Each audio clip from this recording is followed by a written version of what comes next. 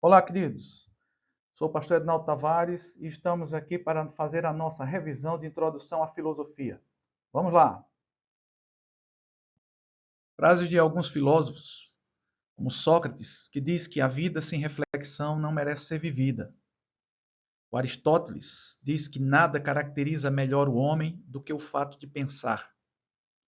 Anaxágoras diz que tudo era um caos até que surgiu a mente e pôs em ordem as coisas.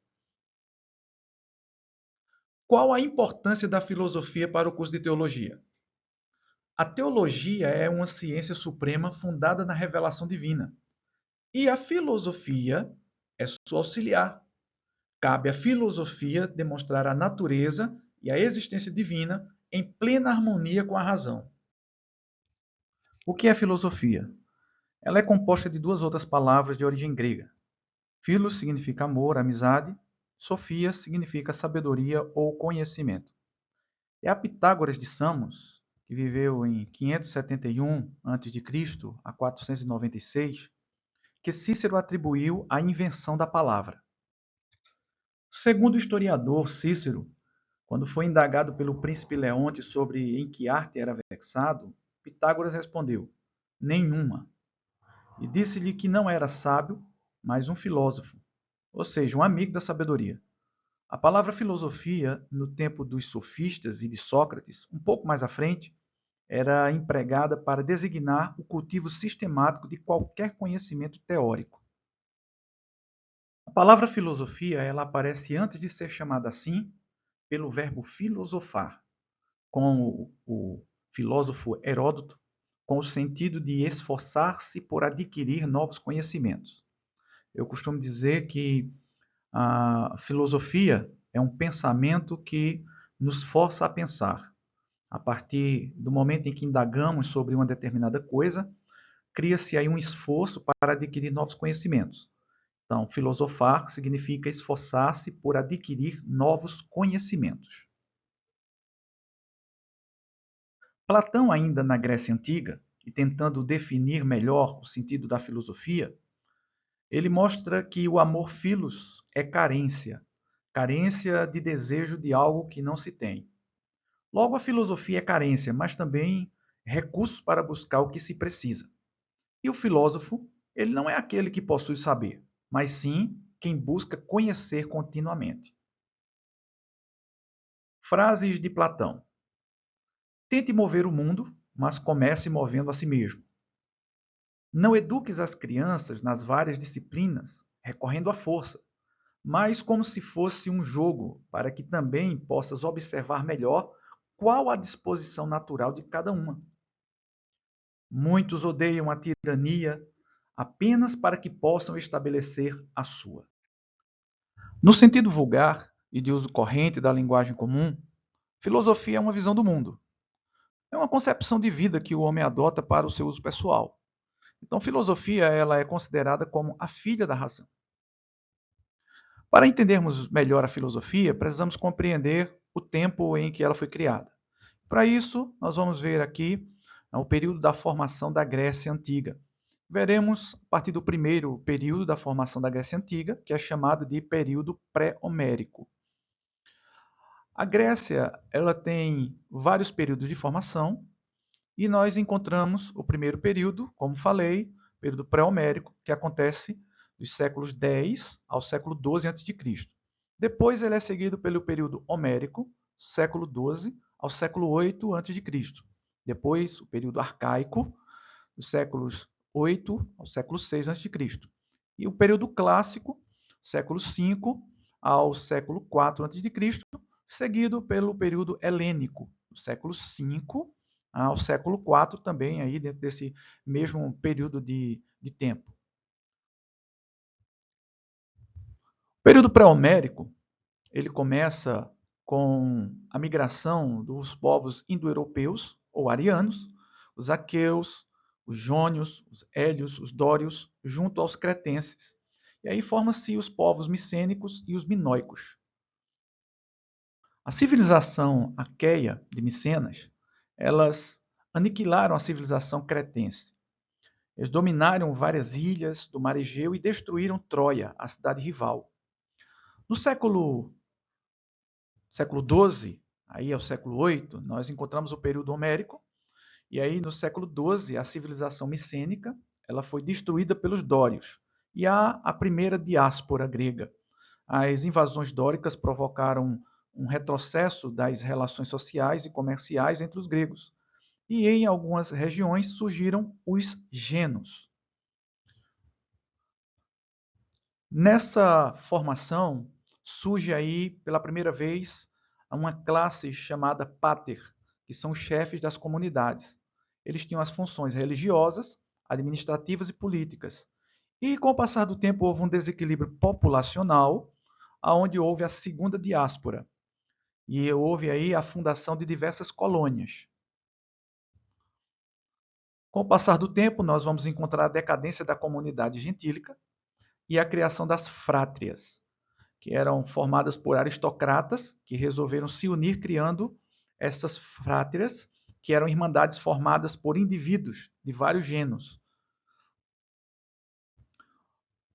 Em sequência, nós vemos a formação das acrópolis, formadas por tribos que constituíam em terrenos elevados, eles constituíam ali as suas cidades, né? Construíam todas elas, cidades fortificadas, que receberam os nomes de polis, ou polis gregas, que são as cidades-estado.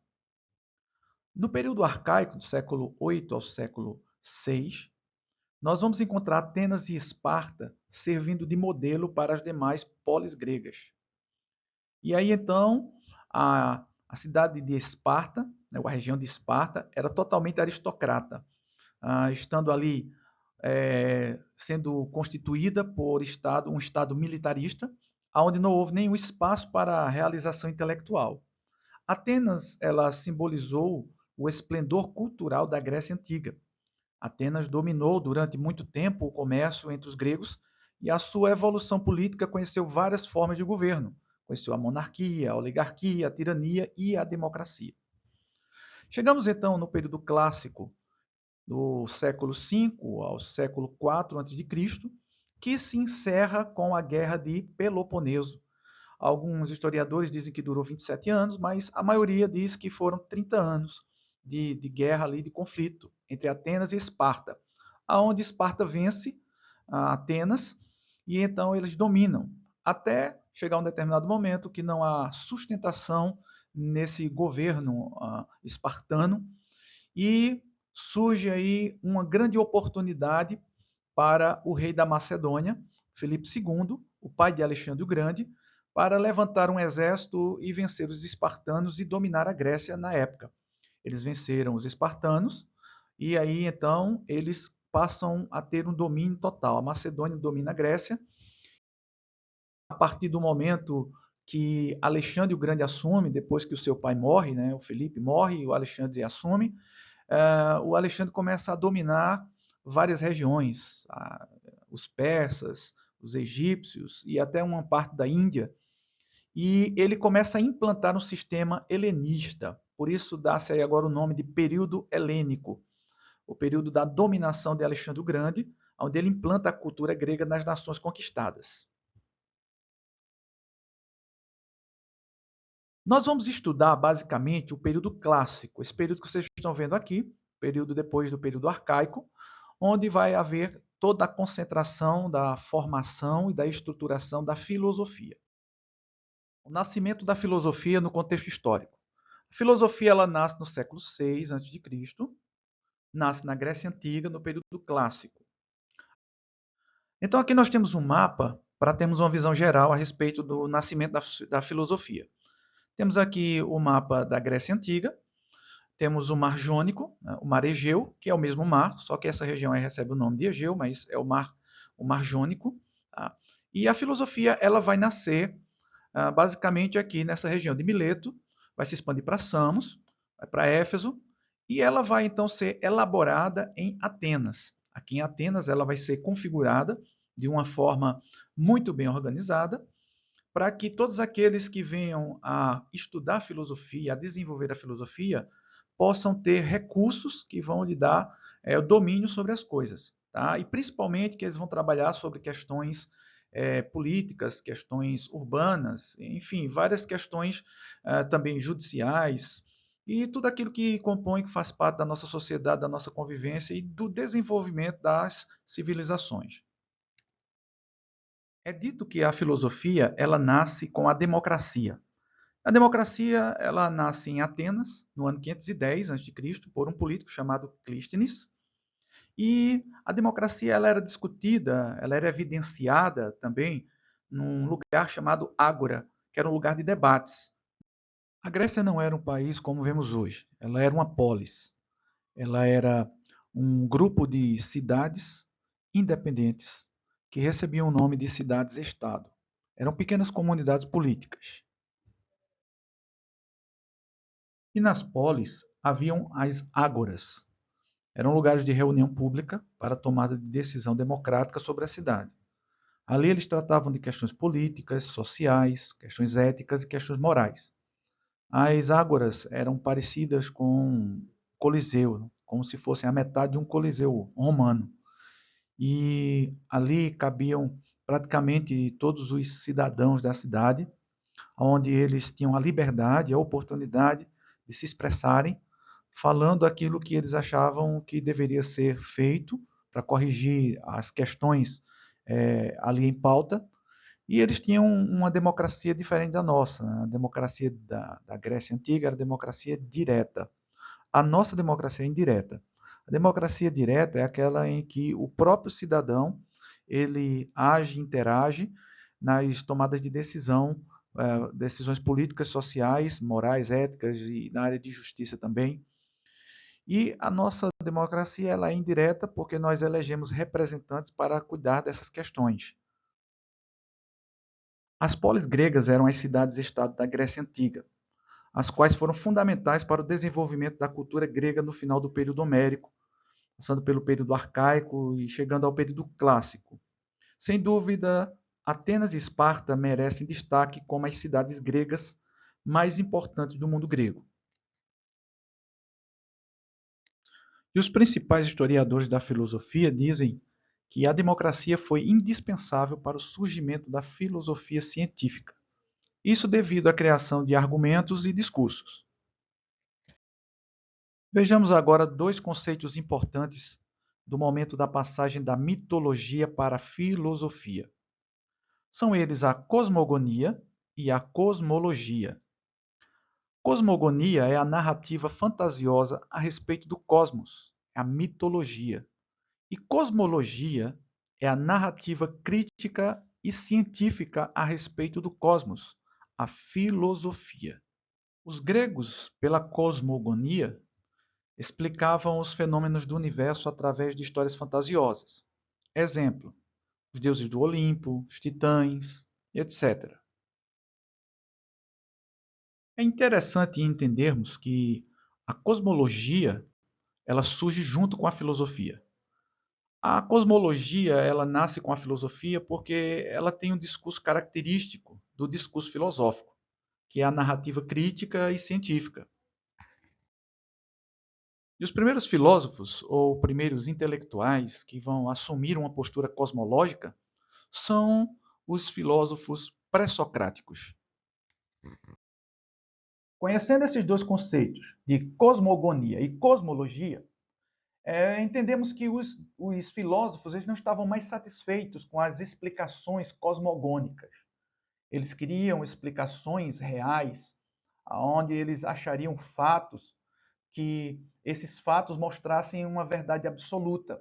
Então, eles começam a buscar agora, através dos experimentos científicos, através da cosmologia, que é a observação de todas as coisas da natureza de forma crítica, para que eles pudessem achar essa verdade absoluta. Aí encontramos como primeiro filósofo pré-socrático Tales de Mileto, no século VI a.C. E aqui temos o início da filosofia ocidental, e eles são chamados de físicos, que procuravam o primeiro princípio das coisas.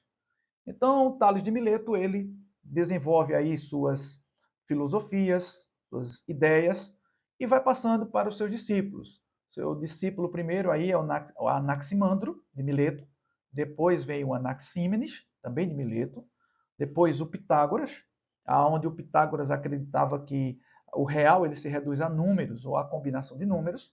Temos o Xenófanes, de Colofão, e o Heráclito, de Éfeso, onde ele acreditava que o real é o puro vir a ser. Em seguida, vemos o Parmênides, de Eleia. Ele acreditava que o vir a ser é pura aparência, que o ser é imóvel, ou seja, ele acreditava que as coisas não podiam mudar, elas eram fixas. Vem aí o Zenão, depois o Anaxágoras, que acreditava que o espiritualismo era a verdade, onde o mundo é governado por uma inteligência. Temos então aí o período socrático e o pós-socrático. No período socrático, vamos encontrar um filósofo chamado Górias, de Leôntinos, e o Protágoras. Eles eram sofistas, céticos, né, fenomenistas, e eles viveram no mesmo período de Sócrates. E Sócrates ele traz um conceito diferente dos filósofos antigos. Havia um desejo em Sócrates de buscar outra realidade, não aquela da origem das coisas, mas agora a origem dos fundamentos internos do ser humano. Aquilo que fazia parte da mente, que formava o ser, e trazer isso à tona para que o homem em si fosse descoberto de uma forma muito clara e que ele próprio se autodescobrisse, né? Então, assim como a teologia, ou o mundo, na verdade, da nossa época, é dividido em antes de Cristo e depois de Cristo, a filosofia ela é dividida entre antes de Sócrates e depois de Sócrates, por causa desse novo conceito.